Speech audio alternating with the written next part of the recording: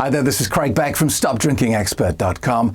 Today's video, how long does alcohol stay in your system? That's the question, and the answer, well, it depends on why you're asking. If you're asking that question because you are worried about getting a DUI or passing some sort of drugs test to detect for alcohol use, then that's a separate question than if you're thinking about giving up alcohol and you want to know at what point your body is free of the drug. So let's deal with the most common reason for asking that question, and that is that there is a drugs test looming, and you want to know at what point you will be safe and alcohol will be out of your system. And it depends on the type of test and also on the sophistication of the test. So there are various ways. Obviously, the most common is the breathalyzer. So if you drive a car under the influence of alcohol and you get stopped by the police, they will breathalyze you, ask you to breathe down a tube, and it will measure the alcohol content in your breath. Now, basically your liver can process about an ounce of alcohol per hour. And if you drank at the same rate that your liver could process the alcohol, then it would be fine. But alcoholic drinks have so much alcohol in them that we drink at a faster rate than our body can process the alcohol. So after a couple of drinks, literally one or two drinks, you're already at the maximum allowable limit to drive a vehicle. So if you get to that point, so let's say 2 drinks, 2 small glasses of wine or 2 pints of beer, it would take you 6 hours for the alcohol to leave your system. Now, most people don't drink to that level when they're asking this question. They're drinking much more than that. So obviously then you've got to extend the period depending on how much you drank.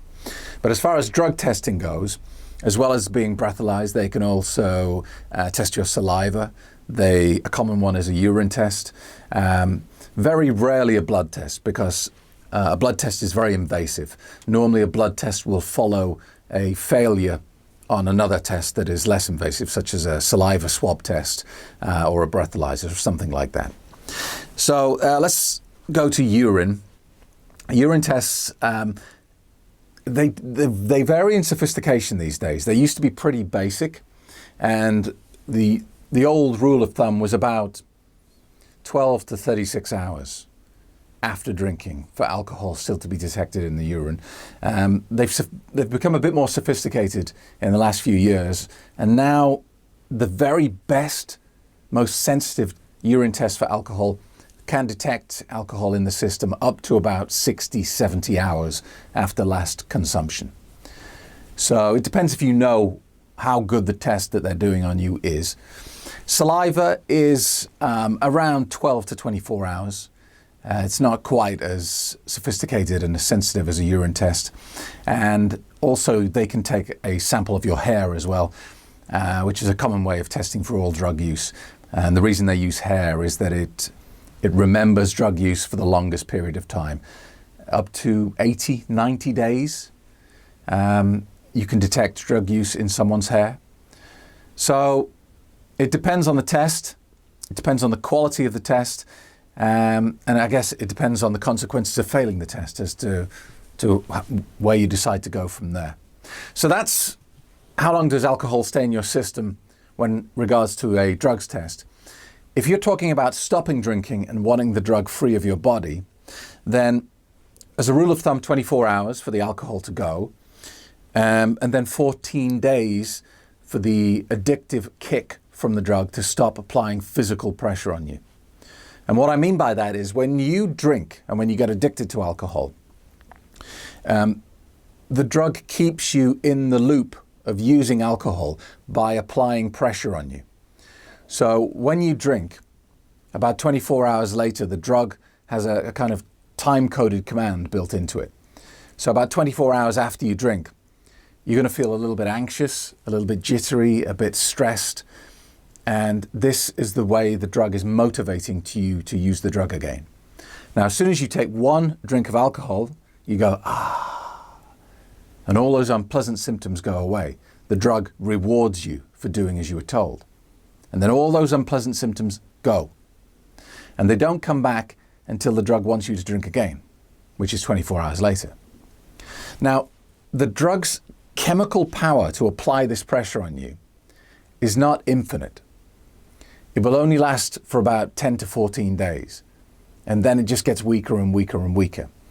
That doesn't mean that after 14 days, all alcoholics or problem drinkers should be cured. All it means is that the chemical effect of the drug, the kick as it's called, has stopped working. But you still have to deal with your psychological addiction to the drug, your belief structure around the drug, your beliefs that alcohol helps you relax, helps you socialize, helps you get to sleep at night, helps you be more, effective with the opposite sex, this and that and this and that. We all have these beliefs built into us that alcohol gives us this. Now, if you've seen any of my other videos, you know that they're all a lie. They are all an illusion. So the way my system works is that I teach people the truth about alcohol, so you can one by one dissect all these erroneous beliefs until you get to the point where you understand that alcohol is no benefit, it's not your best friend, it is your worst enemy. And when you get to that point, when you see no benefit in drinking, then you don't have to use willpower to stop.